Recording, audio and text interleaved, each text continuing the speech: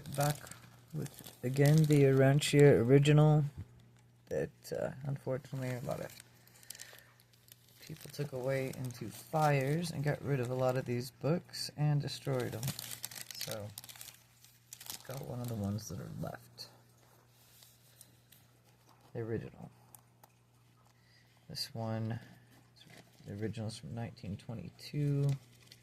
They did make some copyrights in 1955 too as well. Back to the Eternal Sun, paper 6, continued.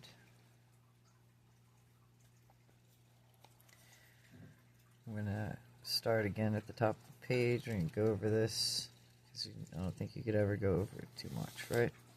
The Eternal Sun is a spiritual center and divine administrator of the spiritual government of the universe of universes. The Universal Father is a creator and then a controller. The Eternal Sun is a first co-creator and then a spiritual administrator. God is a spirit, and the Sun is a personal revelation of that spirit.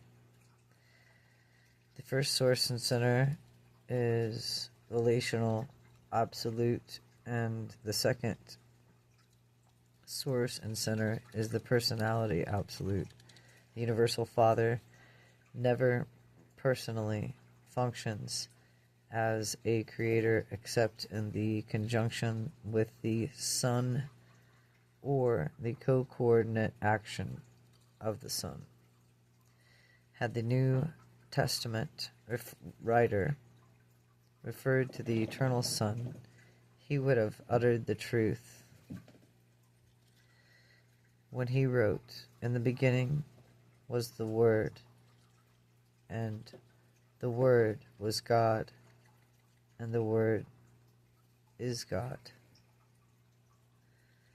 All things were made, and without him not anything made that was made." When a son of the Eternal appeared on URANTIA, those fraternized with the divine being in human form alluded to him, he who was from the beginning, whom we have heard, whom we have seen with our own eyes, whom we have looked upon, and our hands have handled, even the word of life.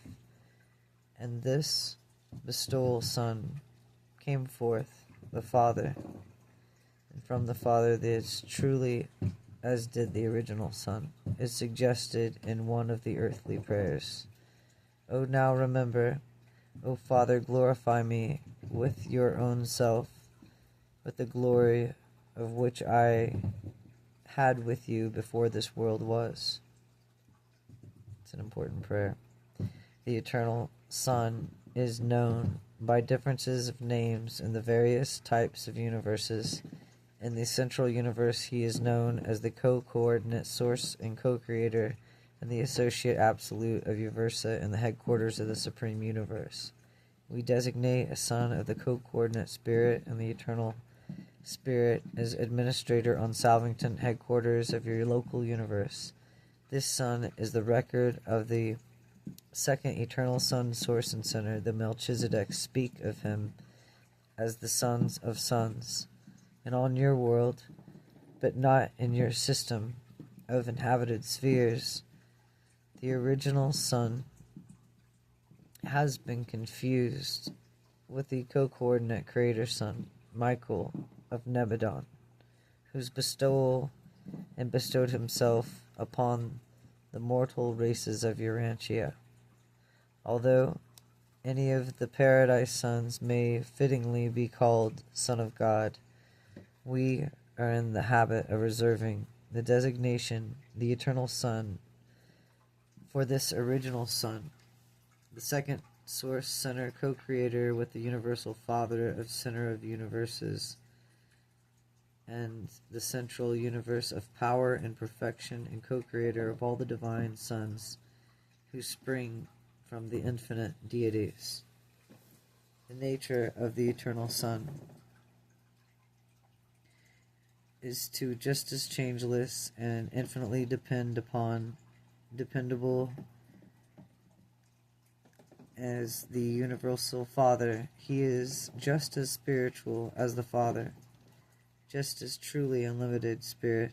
To you, of lowly origin, the Son would appear to be personal, since he is one step nearer to you, approachingly, than the universal Father. The eternal Son is the eternal Word of God. He is wholly like the Father. In fact, the eternal Son is God the Father personally manifest into the universe of universes, and thus it was and is forever and true of the eternal Son of all co-coordinate creator sons. He who has the Son has seen the Father, as Christ said in the Bible. That's true. In nature, the Son, because, Christ is that creator Son of Abba, our Father. In the nature, the Son is wholly like the Spirit Father. When we worship the universal Father, actually we, at the same time, worship God, the Son, and God, the Spirit. God is the Son, is just as divinely is the eternal nature as God is the Father.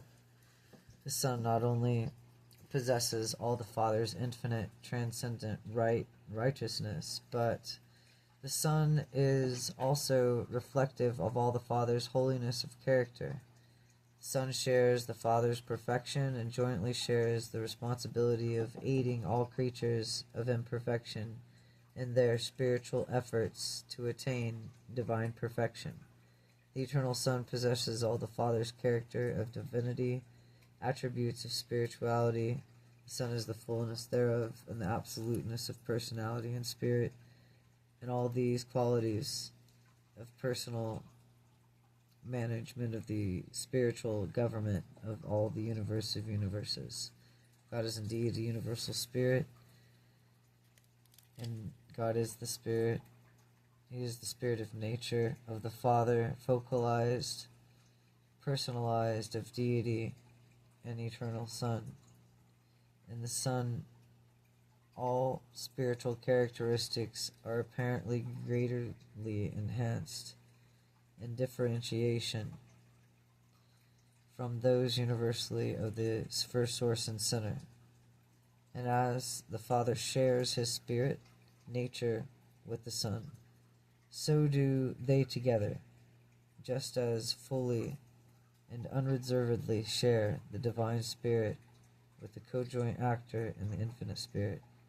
In the love of truth and in the creation beauty, the Father and the Son are equal, except for the Son appears to devote himself more to the realization of exclusively spiritual beauty and of all values and the divine goodness. I discern no differences between the Father and the Son's hearts, and the Father loves his universe children as a father, and the eternal Son looks upon all creatures as both father and as brother.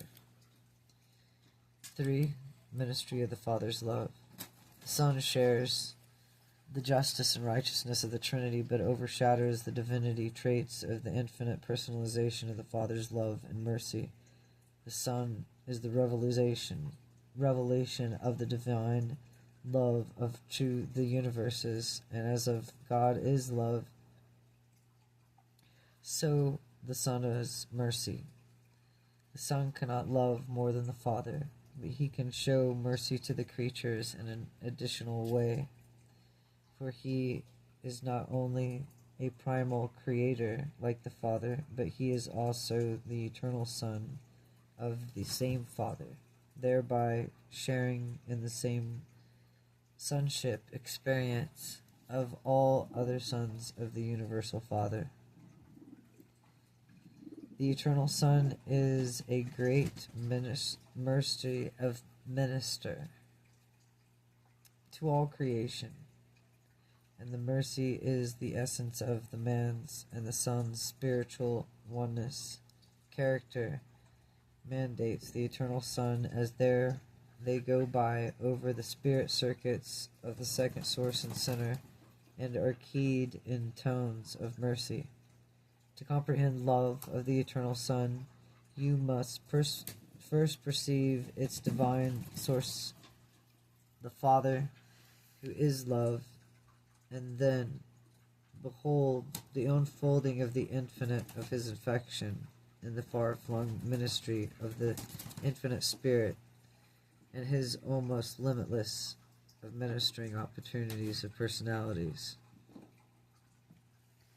The ministry of the Eternal Son is devoted to the revelation of God, of love, to the universe of universes.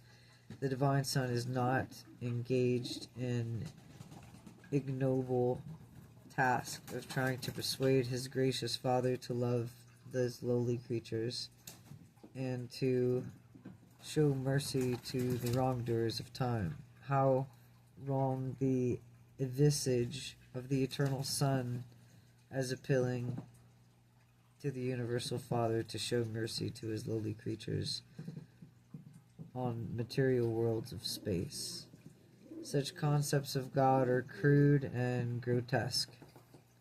Rather, should you realize that all the merciful ministrations of God and sons of God are a direct revelation of the Father's heart and of the universal love of infinite compassion. The Father's love is the real and the eternal source of the Son's mercy. God is love, the Son is mercy, mercy is applied love. Father's love in action in the person of his eternal Son. The Son of this universal Son is like wise universal, as love is comprehended on a sex planet. The love of God is more comparable to the love of a father, while the love of the eternal Son is more likely of the affection of a mother. Crude indeed are such illustrations, but I implore you them in the hope of conveying to the human mind the thought that is difference, not in divine content, but in quality with the technique of expression between the love of the Father and the love of the Son. 4 attributes of the Eternal Son. The Eternal Son motivates the spirit levels of cosmic reality. The spiritual power of the Son is absolute in the relation to all the universe actualities. He exercises perfect control over the interassociation of undifferentiated spirit energy and over all the actualized spirit reality. Through the absolute grasp of the spirit gravity, all pure unfragmented spirit and all spiritual beings of values are responsive to the infinite drawing power of the primal Son of Paradise. And if the eternal future should witness the appearance of an unlimited universe, the spirit gravity and the spirit power of the original Son will be found wholly adequate for the spiritual control and the effective administration of such a boundless creation. The Son is omnipotent only in the spiritual realm, in the eternal company of the universe administration. Wasteful and needless repetition of function is never encountered. The deities are not given to useless duplication of universe ministry. The omnipotence of God,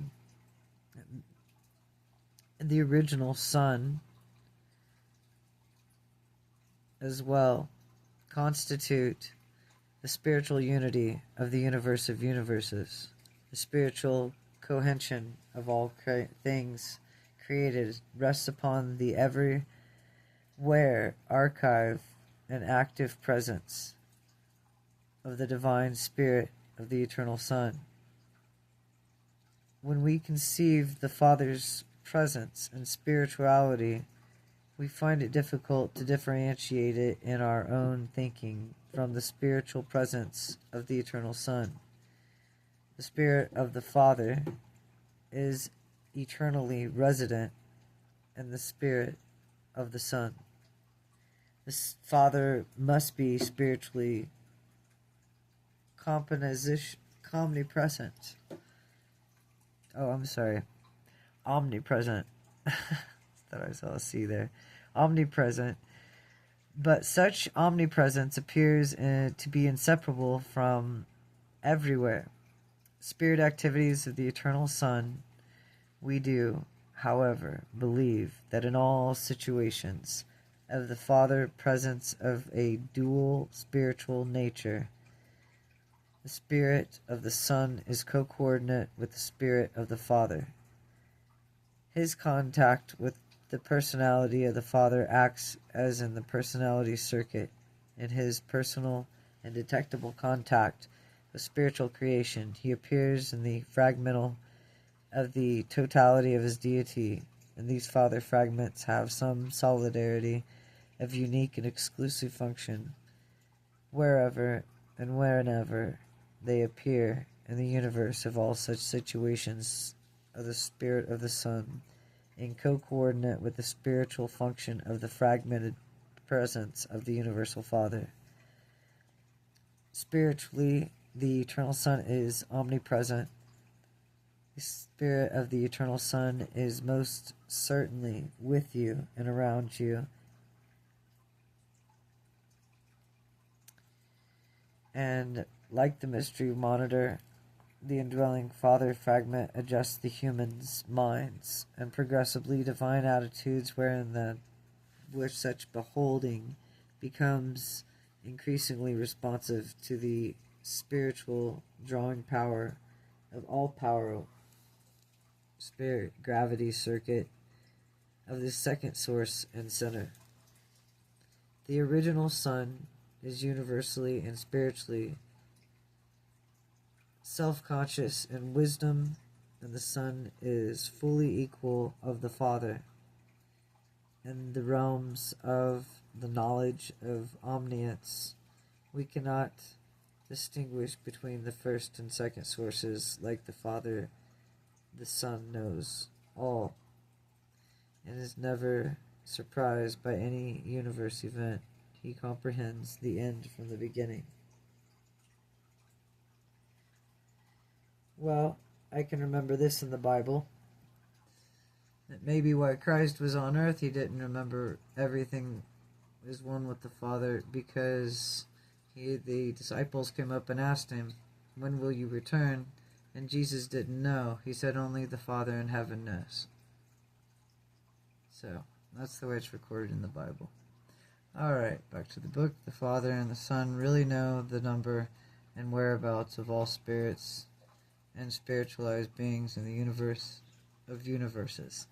Not only does the Son know all things by virtue of his own omnipresent Spirit, but the Son, equally with the Father and the co-conjoint actor, is fully cognizant of the vast reflectivity, intelligence of the Supreme Being, which intelligence is all the time aware of all things that transpires in all worlds of the 7 super universes. And there are other ways in which the Paradise Son is omniscient. The Eternal Son, as a loving, merciful, ministering, spiritual personality, wholly and infinitely equally to the Universal Father, and his merciful affections contacts ascendant beings to the lower realms of the Eternal Son, is just as kind and considerate, and just as patient and as long-suffering as his Paradise Sons in the local universe, who so frequently bestow themselves upon the evolutionary worlds of time. It is needless further to expiate the attributes of the Eternal Son with the exceptions noted It is only necessary to study the spiritual attributes of God the Father to understand correctly, evaluate the attributes of God the Son. 5. The limitations of the Eternal Son. The Eternal Son does not personally function in the physical domains, nor does he function except through the conjoint actor in many levels of the mind ministry to the creature beings. But these qualifications do not in any manner otherwise limit the Eternal Son in the full and free exercise of all divine attributes of the spiritual omniscience, omnipresence, and omnipotence. The Eternal Son does not personally pervade the potentials of the Spirit inherent to the infinity or of the divinity of the Absolute, but these potentials become actual. They come within all-powerful grasp of the spiritual gravity of the circuit of the Son. Personality is the exclusive gift of the Father universally, and the Eternal Son derives personality from the Father, but he does not without the Father bestow personality. The Son gives origin to the vast spirit host, but such derivativeness and derivatizations come with not personalities. When the Son creates personality, he does so in co-conjunction with the Father, or co-conjoint creator, which may act for the Father in such relationship. The Eternal Son is thus a co-creator of personalities, but he bestows personality upon no being or of himself alone, never creates personal beings. This limitation of action does not, however, deprive the Son of the ability to create of all types of other than personal reality. The Eternal Son is limited and transmittable of a creature prerogatives of the Father eternalizing the Son, bestowed upon his power and privilege of the subsequently joining with the Father in the divine of the act of producing additional sons possessing creative attributes, and this they have done and now do. When all the co-coordinative sons have seen and been produced, the prerogatives of creatorship are apparently not further transmittable. The Eternal Son transmits creatorship powers only to the first or direct personalization thereof. When the Father and Son unite to personalize the Creator Son, they archive their purpose, but the Creator Son therefore thus into existence is never able to transmit or delegate prerogatives or creatorship to the various orders of sons which they may subsequently create, notwithstanding that in the highest local universe sons there does appear a very limited reflection of the creative attributes of the Creator Son.